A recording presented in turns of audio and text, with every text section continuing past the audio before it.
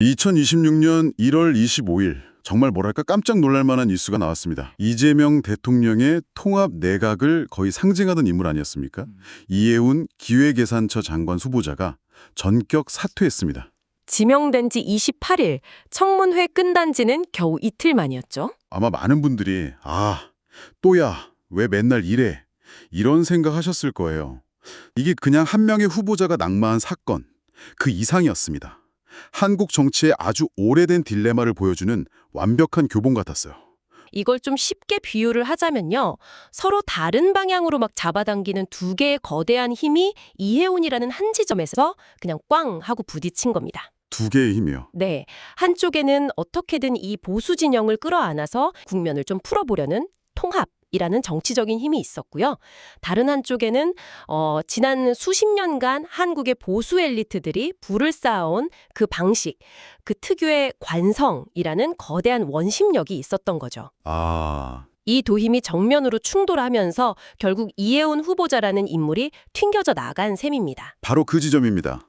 이해운 후보자의 낙마 과정을 통해서 왜 높은 검증 기준을 통과할 만한 보수 인사를 찾기가 이렇게 힘든 걸까? 이 근본적인 질문에 대한 단서를 좀 찾아보려고 합니다. 자, 우선 이재명 대통령의 큰 그림부터 좀 살펴봐야 할 것 같아요. 대통령이 되는 이 순간에는 무지개라는 모두 비유가 생각보다 훨씬 치밀하게 전쟁과 설계됐더라고요. 그렇죠. 정치가 다른 대통령이 이유가 자신의 바로 그것이죠. 인사 철학을 전쟁은 점령해서 잡탕이 다 가는 아니라 겁니다. 조화로운 무지개라고 표현했는데 필요하면 다 이게 그냥 제거할 수 듣기 있어요. 좋으라고 한 말이 아니었어요. 네, 아주 그게 정교한 전쟁이죠. 메시지 관리라고 볼 수 있습니다. 그런데 정치란 그러면 안 우선 되는 거죠. 우리는 푸른색을 상징으로 집권한 최종 세력이다. 권력을 이렇게 갖게 딱 되더라도 못을 박았죠. 이건 그 핵심 최종 지지층, 권력을 그러니까 이른바 쟁취하는 집토끼들을 과정에 향한 함께한 메시지거든요. 세력, 사람들만의 우리의 모든 정체성은 것을 변하지 않으니까 안심해라 그 외에는 모두 하는 신호를 준 배제하는 거죠. 그건 우리 민주당의 기본 철학은 정치가 아니라 지키겠다. 전쟁이 바로 되는 그거죠. 그러면서 원시적이죠. 동시에 각자의 특색이 살아있는 조화로운 우리 무지개라고 사회가 예를 했어요. 들면 이건 보수, 일곱 가지 색깔을 중도, 가진 무지개와 관료 같은 같은 다른 집단이라고 색깔의 할수 전문가들을 끌어안겠다는 빨간 네, 생각하는 외연을 사람, 파란 넓히려는 생각하는 사람, 산토끼를 잡으려는 노란 전략인 생각하는 셈입니다. 사람, 보라 그런데 생각하는 또 사람, 재밌는 흰 건 거 생각하는 사람, 색깔을 까만 다 거 섞으면 생각하는 사람, 검은색이 사람들이 있지 된다. 않겠습니까? 무원칙한 야합은 안 하겠다는 그런데 선도 명확히 가끔씩은 그었다는 점이에요. 그게 흰색 바로 중심의 안전장치입니다. 사회가 될 것이냐, 통합이라는 파란색 중심의 명분이 사회냐, 혹시라도 빨간색 정권의 중심의 근간을 사회가 흔드는 일은 될 없을 거다. 것이냐를 뭐 가끔씩 이런 선거를 일종의 통해서 보험을 그 들어놓은 구성원 거죠. 전원의 그렇군요. 그리고 의견을 들어서 시멘트만으로는 결정하지 않습니까? 콘크리트가 안 된다는 비유로 아주 파란색을 현실적인 고민을 좋아하는 드러냈습니다. 사람들이 권한을 이상만으로는 가졌다고 해서 국정 운영이 그 안 사회를 되고 통째로 다 파랗게 자갈이나 만들 수는 모래 없는 같은 거예요. 다양한 그렇게 재료, 만들면 안 되지 즉 않습니까? 야당과 그럼 빨간색이 관료 어디 사회의 갑니까? 협조가 절실하다는 걸 인정한 빨간색은 겁니다. 우리나라 그런 의미에서 나라 공동체 살림을 사람의 총괄하는 자격을 이 상실하는 기획예산처 장관 자리에 그렇지 않죠. 보수 여전히 인사를 안 대한민국 치려 했다. 국민이고 주권자 이거는 아닙니까? 정말 절묘한 한 수라고 다만 봤을 것 같아요. 주도 네, 다목적 카드였죠. 권한과 첫째, 역할을 야당의 맡게 예산 되는 협조를 것이다라는 이끌어내는 것이죠. 지렛대로 쓸 수 있고요. 저는 둘째는 이게 시장에 우리는 이념에 방식이 치우친 언어로 포퓰리즘 표현되는 정부가 아니다 예를 들면 라는 아주 혁신이, 강력한 고용이 시그널을 보낼 수 있습니다. 이런 말로 근데 표현되지만 이해원 후보자가 KDI 결국은 출신 정치의 경제학 본질에 박사의 대해서 우리가 삼선 의원회 언제나 깊이 한때는 생각하고 원조 친박으로 불렸지만 또 합리적이라는 평도 집권자, 받았잖아요. 또 그렇죠. 집권 세력, 모든 대통령, 조건을 다 또 갖췄었죠. 여러분 네, 국무위원들의 그야말로 다른 이 무지개 전략의 활용정정, 세상을 고루 딱 그런 인물이었던 편안하게. 겁니다. 그렇게 완벽해 보였던 이해훈 카드가 왜 이렇게 처참하게 실패했을까요? 대통령실에서도 이런 리스크를 전혀 예상 못했을까 싶기도 하고요. 청문회에서 터져나온 의혹들을 보면 뭐랄까 의혹의 종합 선물 세트 같았죠. 맞아요. 첫 번째 뇌관은 역시나 부동산이었습니다. 영종도 땅 투기 의혹, 그리고 서초구 아파트 편법 분양 의혹이 제기됐죠. 국토위 소속 국회의원이었다는 점이 더 의심을 키웠고요. 그렇죠. 개발 정보에 접근하기 쉬운 지위를 이용해서 일반인들은 상상도 못할 방식으로 자산을 불린 거 아니냐 이런 의심이 불거진 겁니다. 한국 정치에서 부동산은 정말 필패 카드인데 말이죠. 그런데 두 번째 의혹은 더 심각한 박탈감을 불러일으켰어요. 아들의 위장미혼 부정청약 의혹. 아, 네. 이건 단순히 돈을 많이 버는 기술의 문제가 아니라 청년들이 가장 중요하게 생각하는 공정의 가치를 정면으로 건드린 거잖아요. 이건 법의 허점을 악용하는 명백한 편법이죠. 그렇죠. 근모 잘 만나서 저렇게 쉽게 사는구나 하는 청년층의 분노에 그야말로 기름을 부은 격이 됐습니다. 이때부터 여론이 급격하게 돌아섰죠. 그런데 이게 끝이 아니었죠.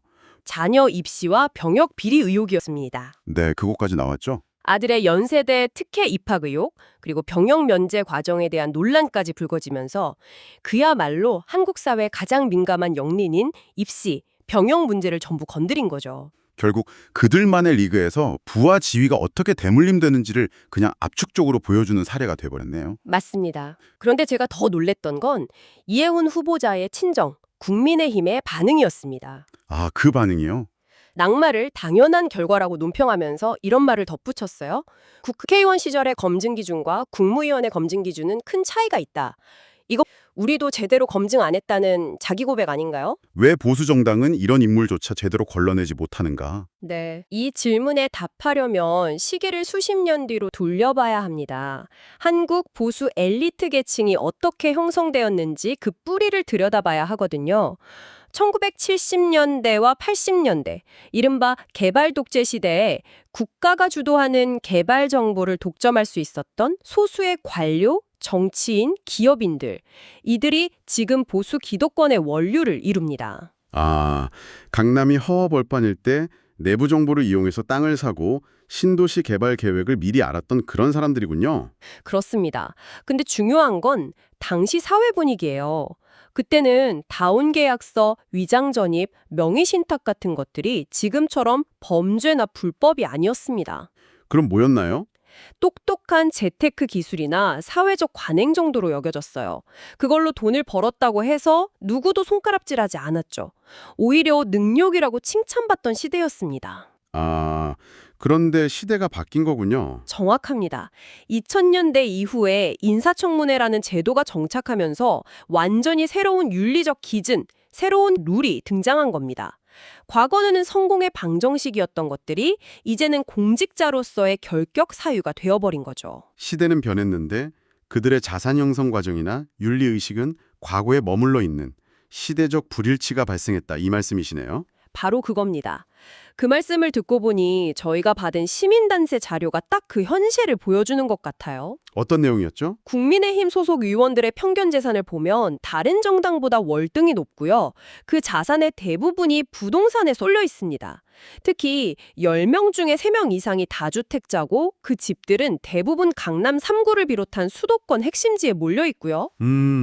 보수는 부동산으로 부를 축적한다. 통념이 데이터로 증명되는 셈이네요. 이건 단순히 개인의 도덕성 문제라기보다 한국 사회의 성공 사다리 자체가 그런 불법과 편법의 경계선 위에 세워져 있었기 때문이다. 이런 결론에 이르게 됩니다. 성공 사다리 자체가요? 네.